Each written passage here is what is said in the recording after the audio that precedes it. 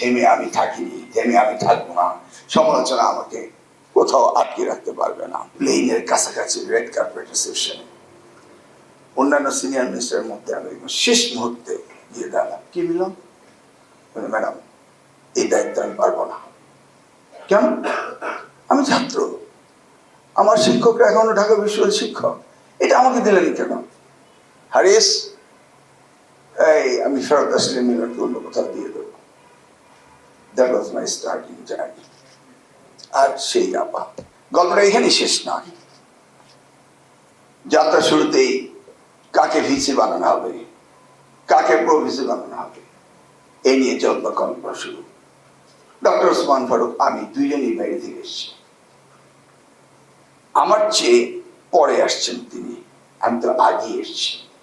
উনি নির্বাচনে 29 দিন আগে এসেছিলেন। তো উনি ভুলে গিয়েছেন ওনার সেই বিশ্ববিদ্যালয়ে ওনার পিতা ছিলেন ভিসি, কে কোথায় আছেন ভুলেই গিয়েছেন। আমিও 82-তে স্বৈরশাসক এরশাদ আসার পর আমি পালিয়ে চলে গেলাম।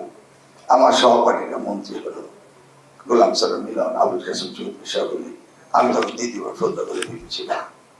আবার দায়িত্বটা কেন জানি না আমার পরিবর্তন হলো। আনোয়ারুল্লাহ চৌধুরী স্যারকে ভিসি বানানোর প্রস্তাব করলাম, আমাদের ইউসুফ হায়দার স্যারকে প্রো ভিসি বানানোর প্রস্তাব করলাম। তারপর একদিন তাহমিদা আমার সাথে দেখা, তারপর তাহমিদা একটা প্রস্তাব করলাম। জাহাঙ্গীরনগর একটা প্রস্তাব করেছিলাম, সেটা অ্যাকসেপ্ট হয়নি, কারণ জেন্ডার ইকুয়ালিটির ব্যাপারে কথা বলেছিলাম। আজকে এখানে ভিসিদের সামনে আমি অ্যাড্রেস করছি। কোনো একদিন ছিল ম্যাডামের সামনে আমি ভিসিদের সামনে অ্যাড্রেস করতে কিছুটা বিব্রত বোধ করতাম, কারণ ওসমান ফারুক সাহেব সকলকে তুমি করে বলতো এবং পুরো আসরটাই ছিল ম্যাডামের সামনে ভিসিদের মিটিংয়ে ওসমান ফারুক সাহেবের। তা আমি ফোন দিয়ে আনলাম যে ম্যাডাম আমাকে বাচ্চা মনে করে, ঠিক আছে আমি একজন ভিসি বানাবো, কাকে বানানো যায়? আমার বয়সী তখন। খুঁজে বের করলাম পাবলিক এডের তারিখকে, শাহজালাল ইউনিভার্সিটি ভিসি বানাবো। কিভাবে বানাবো? ট্রিক্স করলাম। আজকে প্রবাসী মন্ত্রী সিলেটের মেয়র আরিফকে বললাম যে এটা একটু চালাকি করে তুমি বানিয়ে দিবা। আরিফ বেশ এই ব্যাপারে বুদ্ধিমত্তার তার অভাব নেই, মগজ বলে রাখতাম। সে ঠিক তেমনিভাবে ম্যানেজ করে দিল। আমি তারিখকে ভিসি বানালাম। এরপর ভিসি কনফারেন্স শুরু হল। ম্যাডাম সবার সাথে কথা বলতো, ওসমান সাহেব বলে এই তুমি বলছো না কেন, এই তুমি বলছো না কেন। হঠাৎ করে আমি তারিখে দিই, এই তারিখ তুমি বলছো না কেন। ম্যাডাম আসতে আমার দিকে তাকালো, এমন ভাবে তাকালো তুমি আবার ভিসিদের তুমি বলো। ইট ওয়াজ সাচ ওয়ান্ডারফুল। আজকে সেই দেশ পাতে নেই, আজকে সেই প্রধানমন্ত্রী বেগম খালেদা জিয়া নেই। সুযোগ হয়েছিল ছাত্র জীবনে ছাত্র রাজনীতি করার কারণে আমি শহীদ রাষ্ট্রপতি জিয়া রহমানের সান্নিধ্যে যাওয়ার সুযোগ হয়েছিল। আমার কিছু দোস্ত এখানে আছে, BRAC university VC, Jessore university VC কোথায় গেল দেখিনি, টেলিভিশনে দেখলাম। আছে নাকি? আছে, ওরা আমার ক্লাস ফ্রেন্ড। সালমান জানেন, আপা জানেন, ওরা আমার ক্লাস ফ্রেন্ড ছিল। এই ব্লু ইকোনমির কথা বলে গেল আমার আনোয়ার দোস্তের।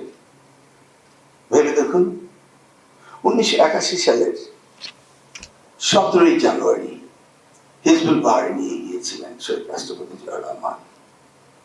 এই ব্লু ইকোনমি আমাদেরকে দেখাতে এক্স্যাক্টলি যেটা হান্টার পাউলি, মিস্টার পাউলি 1994 সেই ব্লু ইকোনমি রিকগনিশন পেল ইউনাইটেড নেশন থেকে। You see, who was the inventor in Bangladesh? In the year 1981, 17th of January, we went with late President Ziaur Rahman in Hizbul Bahar. সেই হিজবুল বাহারে উনি আমাদের দেখিয়েছিলেন, geology department থেকে জিওলজিস্টরা গিয়েছিল কিভাবে এই সমুদ্রের প্রভাব পড়ে আমাদের প্রচুর অবারিত সম্পদ রয়েছে। বটনি ডিপার্টমেন্টে গিয়েছিলেন, জিওলজি ডিপার্টমেন্টে গিয়েছিলেন, সব ডিপার্টমেন্টে গিয়ে আমাদেরকে দেখিয়েছিলেন শহীদ রাষ্ট্রপতি জিয়া রহমানের সময় 3 দিনে সেই হিজবুল বাহারের সফরে। এবং সেটাই সমালোচনা হয়েছিল। তিনি নাকি প্রমোদ তরিতে গিয়েছিলেন। সেদিন শিখেছিলাম কেউ সমালোচনা করলেই থেমে থাকতে হয় না, তিনি বলেছিলেন তোমাদের এনে দেখালাম এই সমুদ্রে কি রয়েছে, এবং হিজবুল বাহারকে তিনি তখন দিয়ে দিলেন শিপিং কর্পোরেশনে, এবং বিমান বাহিনী, আকাশ মহড়া, নৌবাহিনী, সমুদ্র মহড়া, সব মহড়া আমরা দেখেছিলাম সেই সময়। এবং তিনি রিস্ট্রাকচারিং করেছিলেন নেভাল অ্যান্ড এয়ারফোর্সকে। সেই সময় সমালোচনা হওয়ার কারণে তিনি আমাদের শিখিয়েছিলেন সমালোচনার জন্য থেমে থাকতে হয় না।